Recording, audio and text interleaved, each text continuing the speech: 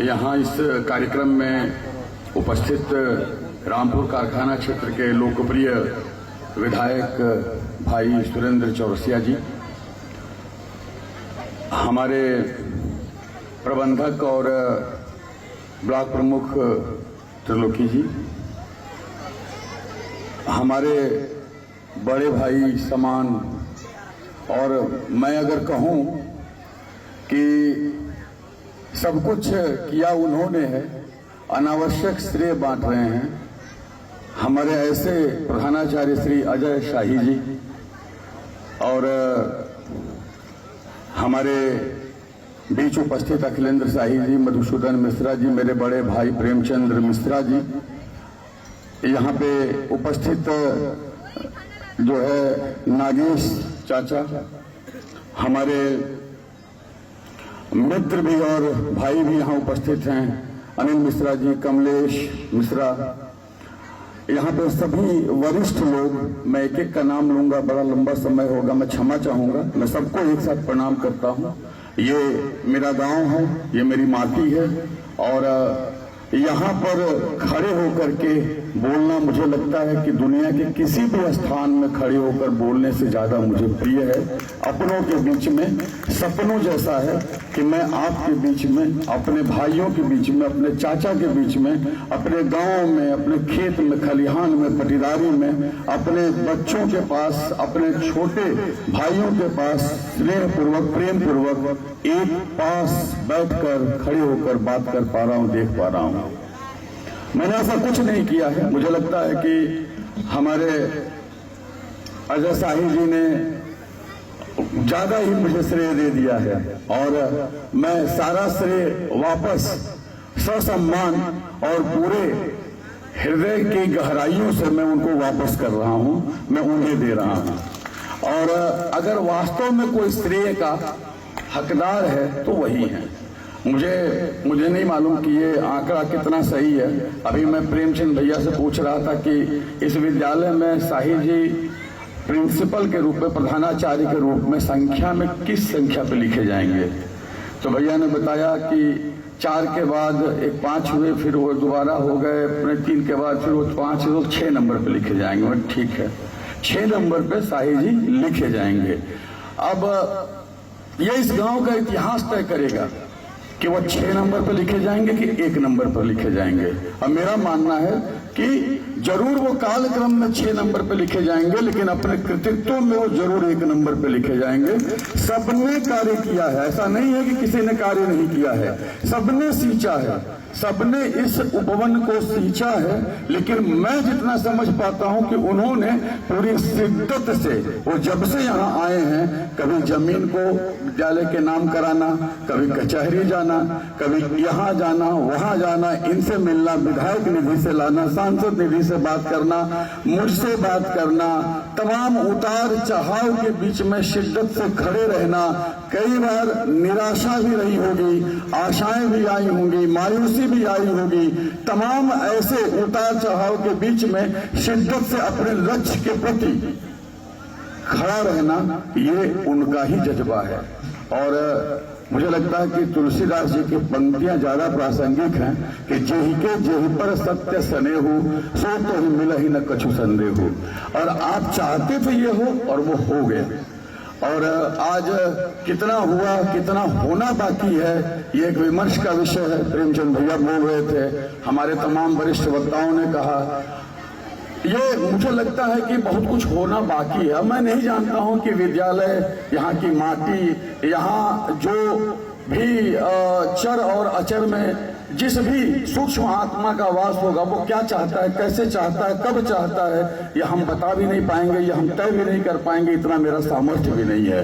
लेकिन भाव जरूर है कि अगर अवसर मिला और अगर हम कर पाए, और मैं इस मंच पे यहाँ पे एक बार मैं पुनः दोहरा रहा हूँ, मेरे मन में ये भाव है कि इस विद्यालय में मुझे बहुत चीजें और जोड़नी है। मुझे नहीं मालूम वो समय कब आएगा, लेकिन जब भी आएगा मैं जरूर जोड़ दूंगा। और मैं इस पर एकदम स्पष्ट हूं कि एक व्यक्ति अपने जगह, अपनी जन्मभूमि को, अपने स्थान को शिक्षा, स्वास्थ्य, संस्कार के अलावा और बेहतर क्या ही दे सकता है। और मेरा मानना है कि अगर मुझे ईश्वर ने उस योग्य बनाया है, अगर श्याम सुंदर बाबा बरम बाबा ने मुझे उस योग्य बनाया है, अगर डी बाबा ने मुझे उस योग्य बनाया है, अगर काली माई ने मुझे उस योग्य बनाया है, तो जब भी मुझे ऐसा अवसर मिले मैं जरूर उस अवसर को कैपिटलाइज करूं और मैं विद्यालय में, गांव में, और यही नहीं, मैं अभी भैया से बात कर रहा था बैठे बैठे, तो मैंने कहा पंडित के रामपुर हम इसको कहते हैं। यहाँ एक संस्कृत महाविद्यालय भी है और मैं विधायक जी से भी कह रहा हूँ, मैं विधायक जी के विधानसभा क्षेत्र के एक नागरिक के रूप में भी कह रहा हूँ, भाई के रूप में भी कह रहा हूँ कि ये पंडित के रामपुर इस विधानसभा क्षेत्र में एक विमर्श के लिए, एक सनातन के विमर्श के लिए, एक ज्योतिष के लिए, संस्कृत के लिए, वैदिक वांग्मय के लिए, वेद के लिए, पुराण के लिए, उपनिषद के लिए, ब्राह्मण के लिए, आरण्यक के लिए विमर्श का केंद्र बन सकता है। विद्यालय की संरचना तो पहले से उपस्थित है, भवन है, मुझे नहीं मालूम किन विवादों में, किन स्थितियों में है, लल्लू चाचा ज्यादा अच्छा जानते होंगे, नागेश चाचा, लेकिन मैं ये जरूर जानता हूं कि उसमें भी काम हम कर सकते हैं और उस विद्यालय को हम यहाँ पर इस क्षेत्र में संस्कृत भाषा और संस्कृत भाषा से संबंधित जो समृद्ध साहित्य हमारा है उसे आगे बढ़ाने के लिए हम बहुत कुछ कर सकते हैं। हो सकता है ईश्वर मौका दे, हो सकता है ईश्वर मौका न दे। मैं कोई वायदा, मैं कोई ऐसा विषय कि मेरे हाथ से होगा, मैं ऐसा कुछ नहीं कह रहा हूं, लेकिन यहाँ जो विद्वज्जन बैठे हैं मैं उनके सामने विमर्श के लिए विषय को ला रहा हूं। मुझे नहीं मालूम ये कब कैसे होगा, लेकिन मुझे लगता है कि ये होना चाहिए। और आज के समय में, आज मैं प्रसंग क्रम में कह रहा हूं, मैं बारीपुर गया था सुबह, तो बारीपुर के महाराज जी को मैंने देखा, मुझे बड़ा अच्छा लगा, मुझे बड़ा अच्छा लगा। उनके चेहरे का भाव, उनके चेहरे की स्निग्धता, उनका वो तप, उनका वो ब्रह्मचर्य, उनका जो आभा मंडल, मुखमंडल था कांतिमय, वो इसलिए था कि वहां पर वास्तव में सनातन अपने पूर्ण वैभव के साथ दिख रहा था, प्रदर्शित हो रहा था, निदर्शित हो रहा था। हम अपने गांव की पाठशाला में, संस्कृत महाविद्यालय में, जो संस्कृत महाविद्यालय है उसे हम क्या फैक्ट्री के रूप में आगे आने वाले समय में ऐसे विद्वत जनों को सामने लाने के लिए, और मुझे लगता है कि समाज कर पाएगा, कोई व्यक्ति नहीं कर पाएगा, क्योंकि संस्कृत पढ़ने की भी जिजीविषा होनी होगी, पढ़ाने की भी होनी होगी, लेकिन विमर्श के एक विषय के रूप में मैं इसे जरूर रख रहा हूं। यहाँ पे हमारे तमाम छात्र हैं और हम सभी लोग मिलकर के आने वाले समय में हो सकता है ऐसा हो। और आज मुझे बड़ा अच्छा लगा कि मुझे सुरेंद्र जी मिल गए, बड़ा इनके बारे में मैं सुना था, बड़े सहयोगी और अच्छे एक सकारात्मक व्यक्ति के रूप में है। अभी नंबर भी ले लूंगा और आने वाले समय में हो सकता है कि सुरेंद्र जी के कर कमलों से यहाँ कौशल विकास का एक केंद्र भी कभी हम लोग बना पाए इन्हीं के कार्यकाल में। ये भी हो सकता है कि मिलजुल करके हम लोग कुछ प्रयास कर लें ताकि ऐसा हो पाए।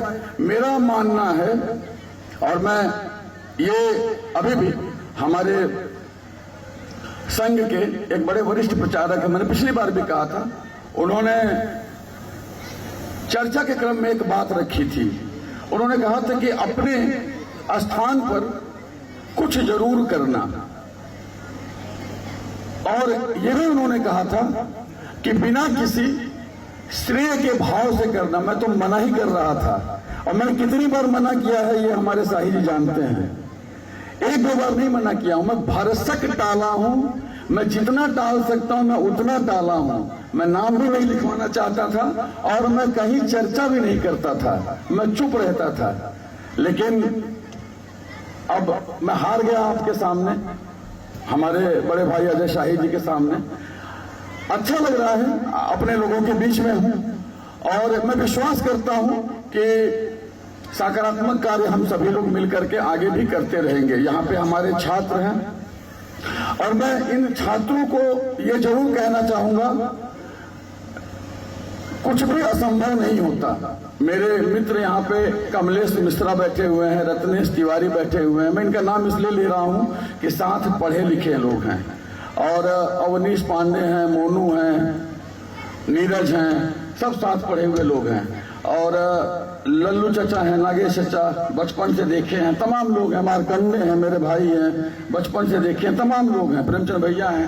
कुछ भी ऐसा नहीं है जो असंभव होता है, और हम ये मान के चलते हैं। मुझे आज भी याद है, बचपन में गांव में एक परंपरा शादी विवाह में होती थी, मटिकोड़ा में, पता नहीं कौन सी परंपरा, मुझे ठीक से याद नहीं है, कहते थे रजवाड़ा से माटी चाहिए। तो हम पूछते थे माटी कहाँ से आई, तो कहते थे लोग कि डीएम साहब के बंगलवा के पीछे से ले आई, अगर मैं सही याद है मुझे तो। और तब हमको समझ में नहीं आता था कि ये क्या बोल रहे हैं, ये क्या है। और मुझे नहीं लगता कि मेरी उतनी समझ भी थी कि मैं समझ पाऊं इस परंपरा को और उस परंपरा के द्वारा किए जाने वाले कार्य को। इसी गांव में यहां से निकल करके अगर मैं सपना देख सकता हूं, अगर मैं सपने को पा सकता हूं, तो मुझे लगता है यहां बैठे जो बच्चे हैं, जिन्होंने शिविर लगाया था, जिन्होंने तमाम कार्यक्रम किए हैं, और जो यहां बैठ के सुन रहे हैं, कोई न कोई तो जरूर सपनों को छू लेगा, और कोई न कोई तो ऐसा जरूर होगा जो बहुत बड़ा व्यक्तित्व धारण कर लेगा। ये उसकी जिज्ञासा होगी, वो जरूर कर लेगा। और मैं जानता हूं इसको कि जहां चाह वहां राह। और फिर एक बार बात वही है कि जही के जही पर सत्य स्नेहु, सो तो मिलही न कछु संदेहु। जो चाहता है वो उसे पा लेता है। मैं विद्यालय के सभी छात्रों को उनके उज्जवल भविष्य के लिए शुभकामनाएं देता हूं। मैं ये विश्वास करता हूं कि विद्यालय के छात्र अपने जीवन का लक्ष्य तय करेंगे, पढ़ेंगे, कुछ करेंगे, और एक चीज जरूर करेंगे कि जब भी वो कुछ भी कर लें, चाहे वो नौकरी करें, व्यवसाय करें, शिक्षाविद बन जाएं, वो किसी इंडस्ट्री में चले जाएं, वो किसी भी क्षेत्र में जाएं, स्पोर्ट्स में जाएं, खेलकूद में जाएं, अपने मूल पर आकर के वहां पर कुछ अवदान जरूर करना, जिससे तुम्हारे बाद आने वाले लोग जो हैं उन रास्तों पर और सुगमता से चल सके। ये जरूर करना। और मैं सभी छात्रों को उनके उत्तम प्रदर्शन के लिए, उनके प्रेम और स्नेह के लिए, और सभी कैंप में आपने प्रेम से जो मुझे मिठाइयां खिलाई, पानी पिलाया, जो तुमने बनाया था वो दिखाया, मुझे समझाया, मैं उसके लिए तुम सबों को धन्यवाद देता हूं। और वो स्नेह, वो प्रेम, वो बहुत ज्यादा था। वो सभी प्रकार की चीजों से बढ़कर था। मैं इस विद्यालय परिवार में हमारे जितने भी अग्रज हैं, मैं सभी को प्रणाम करता हूं। मेरे गांव के जो लोग हैं यहाँ उपस्थित, मैं सभी को प्रणाम करता हूं। और हमारे प्रधानाचार्य महोदय ने कहा बैठे बैठे, ये मेरा आखिरी प्रोग्राम है, कार्यक्रम है। मुझे लगता है कि शायद ये उनकी इच्छा पूरी होगी नहीं। और मेरा मानना है, और मैंने इस बात को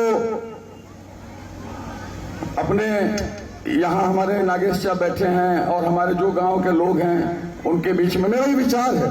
और मुझे लगता है कि मेरे इस विचार को मेरे गांव के बड़े जो लोग हैं वो जरूर स्नेह पूर्वक स्वीकार करेंगे कि ये इस गांव की जिम्मेदारी है कि आपको ससम्मान विदा करे, और ये इस गांव की जिम्मेदारी है कि ये आखिरी कार्यक्रम न हो।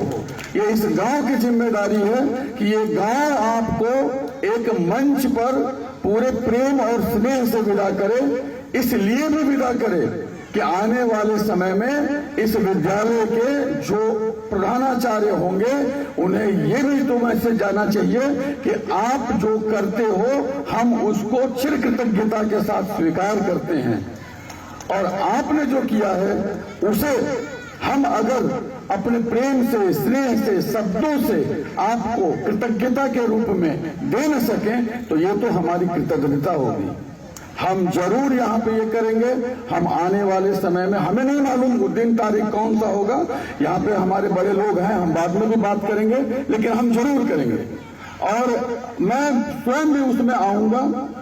हम दिन तारीख तय करेंगे और आज आप मुझे सम्मानित कर रहे हो, असली वो दिन तब होगा जब इसके सही सूत्रधार को हम गांववासी मिलकर सम्मानित करेंगे और हम पूरे गांव के लोग रहेंगे और हम आपको सम्मानित करेंगे। ये सबको जोड़ करके एक नीड़ का निर्माण जिस तरह से हमारे शाही जी ने किया है, मुझे लगता है हम सबको सीखने की जरूरत है। हम सब हिस्सा मात्र हैं और सभी हिस्सों को जोड़ करके नीड़ का निर्माण करने का रचयिता, रचनाकार, उसके दुख को भोगने वाला, उसके सुख में सबको जोड़ने वाला, सबको लेकर चलने वाला, सबको समझने वाला, सबको समझाने वाला, तमाम चीजों को सुनने वाला, तमाम चीजों को सुनाने वाला जो व्यक्ति है, मैं उसके लिए सबसे अनुरोध करता हूं कि सब लोग करतल ध्वनि से उनका स्वागत करें। मैं सबसे ये निवेदन करता हूं कि ताली बजाकर करतल ध्वनि से हमारे प्रधानाचार्य महोदय का स्वागत करें। ये विद्यालय, ये गांव आपका ऋणी है और ये गांव आपको सदैव स्मरण करेगा। ये तो विदाई नहीं है, हम फिर मिलेंगे, हम बैठेंगे, लेकिन आपने जो इस गांव को दिया है, एक गांव का नागरिक होने के नाते मैं चिर कृतज्ञ हूं। मैं सदैव इस बात को कहता रहूंगा और मुझे विश्वास है कि आने वाले समय में भी यहाँ के प्रधानाचार्य इस विद्यालय को और यहाँ के निर्वाचित प्रतिनिधि हमारे बीच में हैं, दो लोग हैं, ब्लॉक प्रमुख महोदय भी हैं और विधायक जी भी हैं और भी जो हमारे सांसद जी हैं जो नहीं है, या भविष्य में और भी जो लोग जुड़ेंगे, सभी लोग समेकित रूप से हमारे इस गांव को, जो गांव में समस्या है, गांव में सड़क की समस्या है, आने वाले समय में उसका भी हम लोग मिलकर समाधान करेंगे। गांव में मंदिर का स्थान है, उसके सार्वजनिक स्थान में और वृद्धि और निर्माण करेंगे।